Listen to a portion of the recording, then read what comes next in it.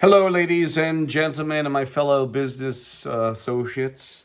My name is Daryl Guberman. I'm the CEO of Guberman PMC LLC, a quality consulting firm here in Connecticut. We've been in business for 13 years, assisting companies in manufacturing and quality control, along with the ISO certification, all derivatives. Today we have a very special guest, but this video is about warning. How many aircraft A&P mechanics, that means airframe and power plant, certified and qualified mechanics, do we need? This is brought to you by Mr. Joe Sanchez. We appreciate him doing this. He's also a veteran. Thank you very much for your service, Joe. He is also a tooling specialist, worked at McDonnell Douglas and Boeing for a total of about 40 years between his service work and also both McDonnell Douglas and Boeing. A very intelligent guy, has a lot on the ball. If I was Boeing, I would pick him up as a consultant as well because he is a fine individual, very knowledgeable. I've known him for many, many years. We're going to read you his hypothesis concerning aerospace. Now, I want to tell you, this is in between, talking about, the aircraft and power plant individuals.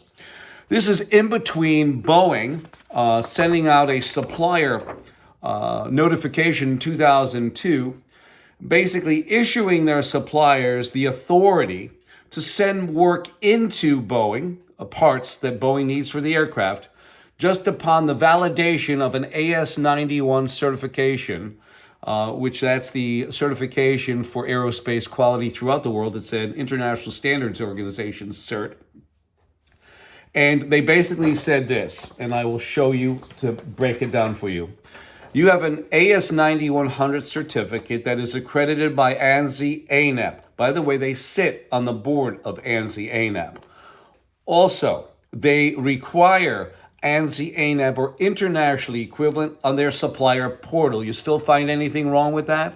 There is no competitive edge there with possibly getting another superior like GPMC LLC, a superior registration company in there who represents it through me, not through 60 other companies that are accredited by ANSI ANAP.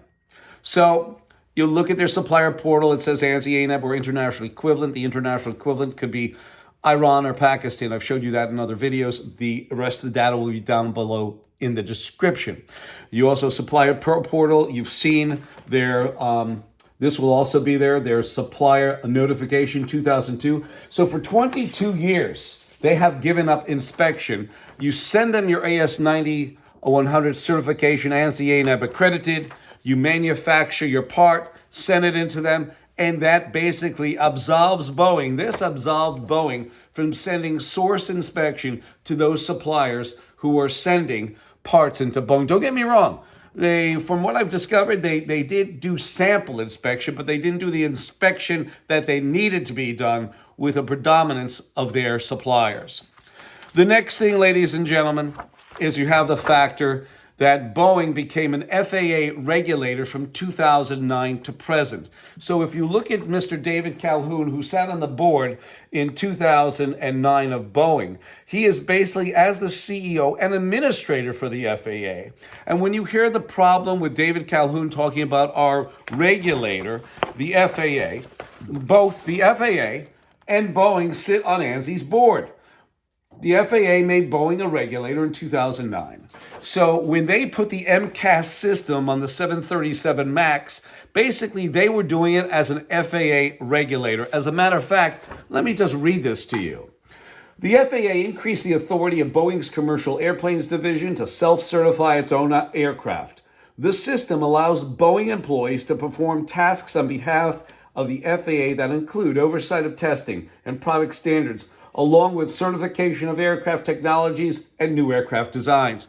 So in 2009, they became an FAA regulator. Ladies and gentlemen, how in good God's conscience can we have a regulator overwatching a regulator?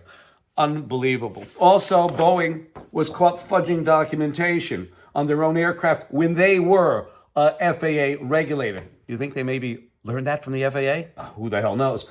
But they also, though, most recently, at their Bell Boeing composite facility, got caught fudging documentation between 2007 and 2011, where the DOJ gave them an $8.1 million fine. Now, I am going to read you Joe's hypothesis in the description, the actual references to different articles where he gathered this data from, and this is what it is. Remember, warning, how many aircraft AMP, airframe and power plant, certified and qualified mechanics do we need? The vast majority of businessmen and board of directors are so profit obsessed that they consider quality management and training an absolute impediment to maximize profit. The problem is that the huge aerospace companies need training, and because of schedule, the managers, foremen, etc., shun this types of education because schedule is important. Profitability is important. But what makes a company special, it is not the certificate that makes the company important. It is the management and its personnel that makes that AS 9100 important. The problem is that large aerospace companies need training. There are approximately 204,000 airplanes in the United States today. If you need at least 4 mechanics per larger aircraft, and as some aircraft are smaller, may get by with maybe, let's say, 2 mechanics for the smaller aircraft, the actual distribution is determined by the aircraft maintenance depots. So how many do we need? You'll need 824,000 or 824,000 mechanics to properly maintain these aircraft in service today. The current data says that we are approximately 306,000 aircraft mechanics worldwide, with 204,000 of those in the United States. And these numbers do not include those retiring in the near future. So this may tell the story as to why we are having problems with the airplanes flying today.